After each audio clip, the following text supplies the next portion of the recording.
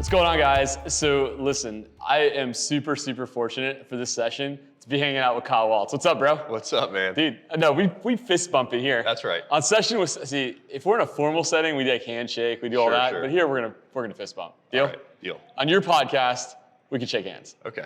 I'm just giving you a hard time, dude. So listen, man. So we set up the studio at the Energy Conference, but we decided to do something completely different. So listen, man, you do some super unique stuff. You build extreme value for wildlife companies. So like, talk about it, man. Like, tell us like a high level, like the way you run your business, man. Oh man, well, I don't know if I deserve all that. We're still trying to figure it out, right? But I mean, you're winning. I think ultimately I've learned a lot from you. Wow, and thanks, man. I've learned a lot from just surrounding ourselves with really smart people. Yeah. I have a mentor that I've been working with now for years, and it's been very impactful to be able to figure out kind of the next steps to take before I take them. So using that as a soundboard, I've been making a bet over the years that wildlife is going to become something. It seems like it's starting to actually be more of an impact on the pest and wildlife industry, and it's been I'm very grateful to be where we are right now. I could tell you this, man, and by the time this goes out, I know for sure there's going to be some announcements made, and I think that you are way ahead. I think were way ahead, and now are way ahead of the way that people were thinking about wildlife. I think you were probably a couple of years ahead of it, man, and I think you're going to be very pleased with what you're going to start to see here shortly. Yeah, eventually, if you keep saying something's going to happen, eventually you might be right. Yeah. Whether it's the recession or economy or whatever. I mean, you can keep guessing. I forget what the guy's name is, but there's a guy that he's kind of gloom and doom, but always is like, oh, we're going to go into recession, and he says it for 10 years, then he's right. Every exactly. 10 years. So yeah, I mean, I think it's been exciting to grow as fast as we have. We have a long way to go, I think, to get to where we really want to be. Yeah. And it's nice to see that there could be opportunity on the horizon for not just for us, but for any wildlife company. Yeah, and for those of you guys who don't know Kyle has a unique strategy. So they actually acquire companies and then build them, and but he does it from a private perspective, which is pretty unique. So He's not some big multinational PE firm. He's doing it on his own. And it's really a cool practice the way you do things. And ever since the very first day that you and I sat in that Italian restaurant and you were like telling me about it, I was like, man, I go, how smart is that? You're taking guys who are kind of putting the pieces together, and you're making it easier for them, faster for them, and then you're helping them grow their business, which ultimately benefits your company, it's just pretty amazing, man. Yeah, it's been really nice. I think probably one of the most unique things that I see. If not to compare, but it's pretty rare that you have a wildlife company that has multiple shareholders. Yeah. Yep. I don't know how often you see that. Yeah, I mean, I don't see it. I don't see it in the capacity you run your business. I think it's incredibly unique, right? Because everyone's vested. We see lots of business models, but I think it's really unique the way you guys do it, and I think it provides value to everybody.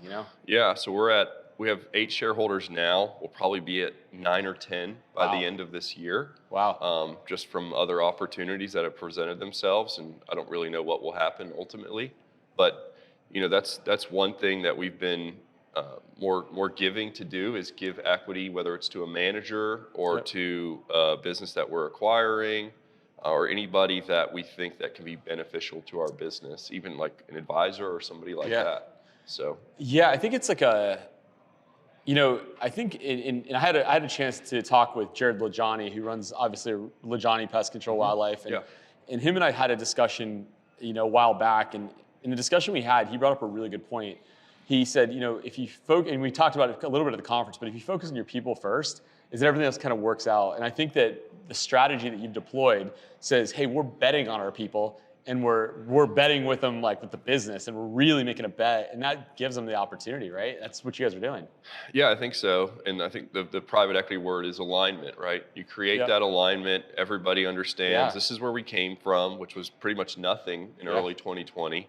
This is where we're going. Here's how we're going to get there. So mapping that out, reverse engineering that, and understanding that, in order for us to have multiple locations, it's so important that we have somebody there that's running that business that is an owner. Yeah. Because I don't want to be flying around every day to a different location, and although we do travel a lot, but right? I would rather travel because I want to, because I want to spend time with that manager than if I have to. Yeah. So there's some other wildlife companies out there that might have a lot of locations, and they have people that are disappearing, they have high turnover and stuff like that. So Yeah. I think that kind of prevents it from Well, happening. if I'm wrong, and I may be wrong here, but I don't think you guys have had any turnover, right, in your leadership side?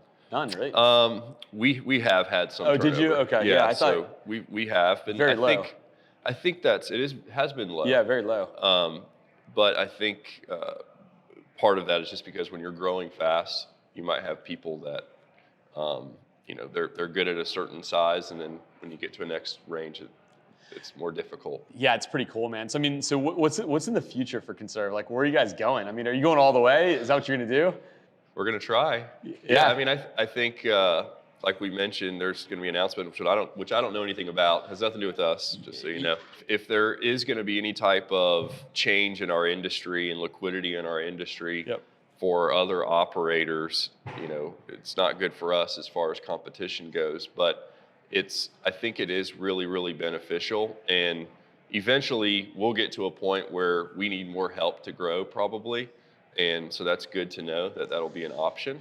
And I'm just looking forward to seeing how far we can take it. Well, yeah, and that's exciting, man. And I mean, and we know obviously, right? There's some big nationals that have been buying up wildlife companies, right? And like, I think that begins the liquidity cycle. Then and we know where it goes from there. And so, I think that you guys are positioned incredibly well. I think you guys are positioned incredibly well, and I think if you continue to stick to your core values, which you guys have done, I think you're going to go. I mean, you're going to go really far, man. It's super exciting. I appreciate that. So we'll find out. All right, you want to have some fun real quick? Let's do it. All right, man. So you obviously are a big contributor to the food blog. Thank Probably you. one of the biggest ones, right? Oh, I love to eat. You do love it. You're actually one of the few people that I get to see that loves to eat, because I get to see you pretty regularly now. It's so weird when I go out to dinner with other people and I'm like, isn't this good? And they're just like, yeah, it's okay. Yeah. I'm like, what's wrong with you? So, all right, so you live in Naples. Yeah. Right? Okay. Fort Myers. Fort Myers, yeah. So if you had to pick your favorite restaurant in Fort Myers, what is it? It's actually like just over a mile away from my house. Yeah. And I'm gonna screw up the name. It's an Italian name. It's called like Osteria something. I can't even pronounce it. But it's a little teeny place. A guy named Mario owns it. Yeah. Osteria de Celli, I think that's what it's called. Maybe I'm screwing that up. It's unreal. But it's really good. Yeah. When you make reservations, the owner Mario calls you personally. Oh. You can't book reservations online. He calls you personally. Oh. And dude, what a says, level hey, of Kyle, service. This is Mario. I have your reservations. Dude, It's a little teeny restaurant. What a level of service. Yeah. All right, so do you think I can guess your favorite dish? I don't know. Maybe. I feel like if you were sitting down and you had to talk to Mario, I feel like you would order his Osso Bucco. You're pretty damn good. Was that right? Yes. All right, so guys, I want to be really honest, is that we have this food blog, and he posts pictures of the Osso Bucco. Just saying, Did I really? I just cheated, dude. I'm just gonna be honest with you. Yeah, So, it's good. but no, I appreciate it, man. I know. Did you like the conference, by the way? I know did you like energy? Look, I am so impressed. Were you? Yeah, I'm so impressed at just the quality of people at this conference. I've been to, the 10X Growth Conference with Grant Cardone, Yep. which is just tens of thousands of people. I've been to, we go to other conferences that are occurring soon, later in the year, not to be specific. Yeah. But your conference, the networking here has been extremely beneficial for me and our company, and just meeting other operators that have similar sized businesses, larger businesses, smaller businesses, and then obviously the speakers that you have and yourself. So I really appreciate It's cool. what you do here in the event, and it's been great, and I hope to be here next year. I feel incredibly humbled to hear it from you, man. I mean, it's like we really work hard to be sure the community gets to know each other, works together. It's why we work so hard, and our team really it takes us a year. It takes us a year to put this on, So Yeah, I believe it. yeah. I was standing at the bar last night, and with Matt Eichmann, and your wife walked up looking for you, and I said, Summer, can you believe all these people are here because of your husband? I mean, I don't know what it would feel like. What did she say? What is it? She's like, yeah, I know, it's crazy. But what does it feel like having, how many people are here? 130 people? Yeah, maybe, I don't know, maybe a few more. I don't, and there was a lot. And it's a really unusual experience for me because people think that I'm like this major extroverted person. And this really wasn't the original intent for like what my company is. You know, my company was really designed as a coaching company because I had this, you know, because we've had some exits and different things. And I was like, what would be the most passionate thing I could do every single day? And I was like, I just want to build some pest control companies. And so I didn't really imagine Pest Daily being what it is today. I mean, we have 1,200 companies that buy our products. Like, I didn't imagine that. I didn't imagine having conferences. I didn't imagine like any of this. And so like last night when I went back to my hotel, I go walk in and I was like, all right, cool. I got to do a few things. And she's like, Summer was like, do a few things. And she's like, you're hosting a conference. And I was like, I know, but I got to get back to this client on some stuff and I just haven't had a chance to. And she's like, dude, she's like, you have got all these people here who are all like the best of the industry. And she's like, all you're worried about, like the only thing you're worrying about is like taking a look at this question this guy had, one of your customers. And I go, yeah. She goes, you can't. She goes, no, man. She's like, I get it. And I said, well, let me go finish something real quick and then we can talk about it. And like last night, honestly, I did take a step back, and for the first time, like I actually like looked in the mirror and I was like, dude, I actually was like proud of myself for probably the first time in my entire life last night. You should be. And thanks, man. And and it's just honest because like, and you're the same way. Like, it's hard to be proud of yourself. It's hard to give yourself credit for anything. And like, I mean, I'm 43 years old, and like, you know, everyone else is excited. Like, a lot of people are like excited. You know, people get all excited about like, oh, you accomplished this, you accomplished that. Dude, I'm so focused on this one thing that like I never even give myself credit. You know, like I always feel like I could do better or there's more. And last night, like I actually did take a step back and I felt really proud, like selfishly for myself. I was blown away by the performance of my team over the last like year to get to this. And you know, guys like Kelly, who's in the room right now, I mean, you know, I made a commitment to him 3.5 years ago that we were going to build careers for people and do things. And like, we're like doing it. And like, yeah. Without even putting tons of stress on anybody, and like we're doing it, you know. So that's what it feels like in the real way, man. Like, it's not like, oh, take over the world. Like it's like really hard for me, honestly. It's really hard for me. That's awesome. Yeah. So when you started this, you had no idea that it would be what it is today. No, I mean, we're at a point now just because being look, my company, I don't want it to be very large. Like, you know, we'll probably add 8 more people total, and that'll be it. Because of the way that obviously I'm gonna build companies, right? And so like we now have a full-fledged strategic plan. We have a 10-year strategic plan right now, what we're doing and how we're getting there and why we're doing it, and that's really designed to eliminate distraction. So like, it's really hard to distract me from anything. We're doing everything with a lot more intent than we were a couple years ago. Like a couple years ago, it was like, hey, we're gonna get to this. Not necessarily big conferences, but we had very specific reasons of where we're gonna go. But now it's very defined, and like everyone on our team knows exactly where we're going. They know exactly how we're getting there.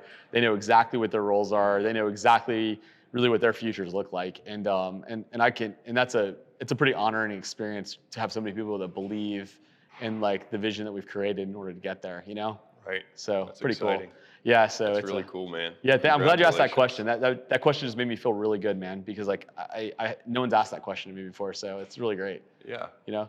Yeah, I think that's pretty common for a lot of us that start businesses. Because when I started my first company, my goal was to have 2 full-time technicians. Yeah. That was it. I was like, man, I'll be banking. Exactly, right? And it's as you get to a level that you think you are going to be satisfied, you realize, well, you know, what happens if I actually try? Yeah. And then you continue to grow and you just keep going, right? It seems like we're always more capable of what we think we are. Yeah, and I think that the one difference that I have, actually you're one of the few people that would experience the same thing, is like, because we're involved in so many companies, is like I get constant endorphin rushes on wins of others, right? And Mm-hmm. I think you probably, for all your different operations, feel the same way, even though you're an owner of these. Like, you probably get the constant endorphin rush of like, the operation over here did something great, one over here, and like, it's kind of inspiring, and I'm sure you probably feel the same way, you know? Well, yeah, you grow as a person, Yeah. you develop as a person in order to grow the company. And, Chris just talked about it, but yeah, you got to develop your people too. And when you watch them develop, that's very rewarding. Yeah, we almost made Chris, I don't know if you know this, so Chris is an incredible dancer. Did you know that? I heard. Yeah, like it's out of control. And so Chris, I know you'll probably turn this on, so I'm calling you out. So Chris is legitimately like a dancer. And so we actually call it, like behind the scenes, we actually call him Magic Chris, just so you know. So we'll listen, man. I know you probably want to head back home. So I greatly appreciate you hanging out. Do you got anything else to say to the audience, man? Anything you want to say? I mean, other than next time I'm in Miami, I guess I can't be too surprised if I see Chris breakdancing in a club somewhere. I've seen him breakdance in a club.